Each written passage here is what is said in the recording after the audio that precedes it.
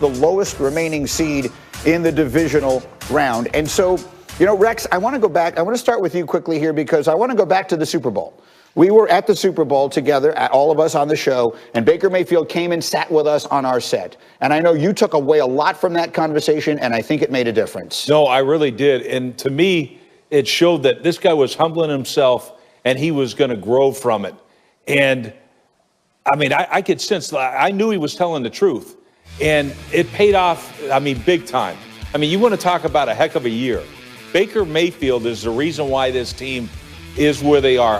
That and the fact that you had Kevin Stefanski, they bring in an outstanding coach that said, you know what, Baker, we're going to move the pocket for you. We're going to make throws easier for you. And it worked great. But Baker Mayfield, man, hats off to you. You got your team in the playoffs. And this fan base, they really deserve this, man. It's one of the best fan bases in all of football. 18 years it's been. But I just go back to that conversation, and I was so impressed by Baker Mayfield. And like I said, I became a fan from that point on. RC, how about the Cleveland Browns and the season they just put together? Hey, man, as a guy that played for Pittsburgh, what I can truly say is Cleveland deserves this. And I think back to John Dorsey being on the phone when he called Baker Mayfield. I've never seen a man be more sure about a decision he's ever made in life than John Dorsey was about drafting Baker Mayfield. And so now you look where this team is. You look where he has brought them. This is what you got him for, right? The excitement that he showed you was not only excitement for Baker Mayfield and for his teammates and for his coaches, but it was for that city. Now, we got to fast forward that. What do you do with it now? It's been 18 years since you have this opportunity. You were playing really well for a stretch where people thought you were probably the best team in the AFC North. Now you have to face an opponent that you see often. You have to face Big Brother on their field in the playoffs, which is their time.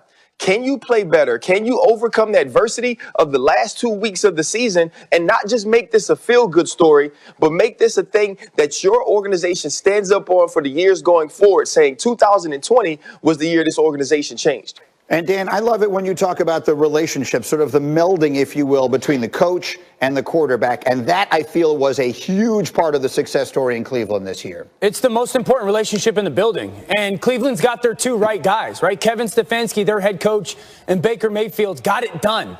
Think about that. 18 years. 18 years it took for them to find the right coach and the right player. Listen, the Browns of old would have lost this football game. Baker Mayfield of last year would have lost this football game. And you've seen this maturation happen. And I love the saying, there's no excuses and no explanations. Just get it done. There was excuses that were going to be ready for the Browns. They haven't had practice in really 2 weeks, right? Because of COVID. 3 out of the 4 days this week have been missed. But them making the playoffs and Baker playing big boy football in the second half. Listen, everyone who didn't see the game, he played big boy football. He made some big throws in the second half. He also had 3 scrambles using his feet to kind of go end and salt that game away. This is an enormous moment for this franchise. 4 years before, the 3 years before they drafted Baker Mayfield, they got 4 wins.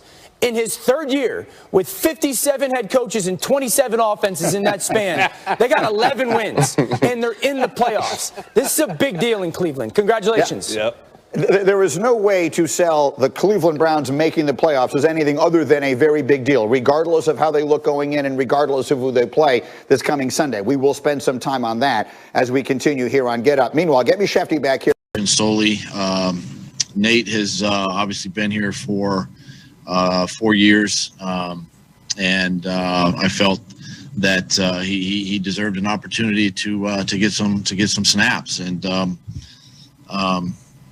listen, if there's anything out there that thinks that I was not trying to win the game, Ertz is out there, Brandon Graham's out there, Darius Slay's out there. All our top guys are still on the field at the end. Well, say for one. Anyway, Chris Mortensen tweeted this. This is the most negative barrage of comments I have received about a game's lack of integrity, and that's not even counting Giants-related bias. Consensus from those in the NFL and those who've been associated with it, disgrace. That's not the fault of the Washington football team. All right, let's talk about it because, frankly, it is about as interesting a way for an NFL season to end as I can remember in a very long time. What word would you use to sum up that decision? strange. When I see it right there, it's, at first I'm like, did something happen to Jalen Hurts? And then when, I still never knew. But you don't, look, Peterson's a good football coach, but that's a horrible moment for him. And quite honestly, I questioned going into the game the commitment of the Philadelphia Eagles, of being a true pro, lining up and play. And when I saw that injury report and the guys who weren't playing, I was shocked on how many guys, he mentioned some guys that were playing, but there was a whole list of guys that weren't. And then making this move, absolutely awful. Ryan Clark, what do you think? You know what I thought in 256 games, right, that the NFL fought through a pandemic to bring you, even one of those games, starting a practice squad receiver at quarterback, this was the most disgraceful. This was the one they should have allowed to be canceled, to be postponed. This is the one that protocol should have taken over because of the way it finished. Doug Peterson is talking about, we tried to win.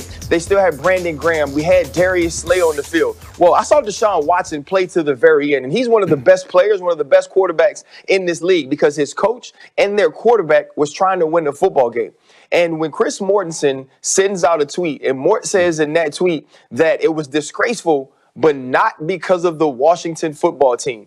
When in this decade, when in this year, when forever do we hear disgraceful? And it involves two teams, and we have to make a distinction that it's not because of the Washington football team.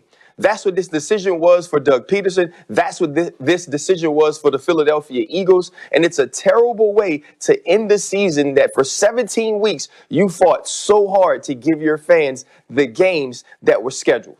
That's a point really well taken. Deshaun Watson fought to the end yesterday in a meaningless game.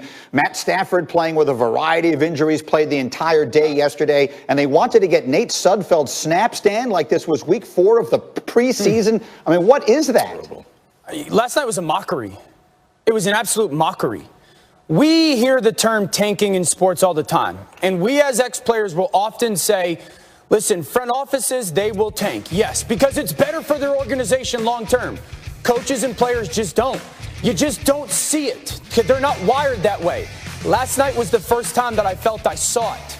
A coach obviously tanking. You can't get up there at the end of the game and say, well, it was obvious or I was trying to coach to win.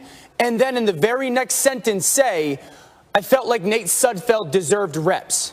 Those two things cannot be synonymous with each other. Those two things cannot both happen.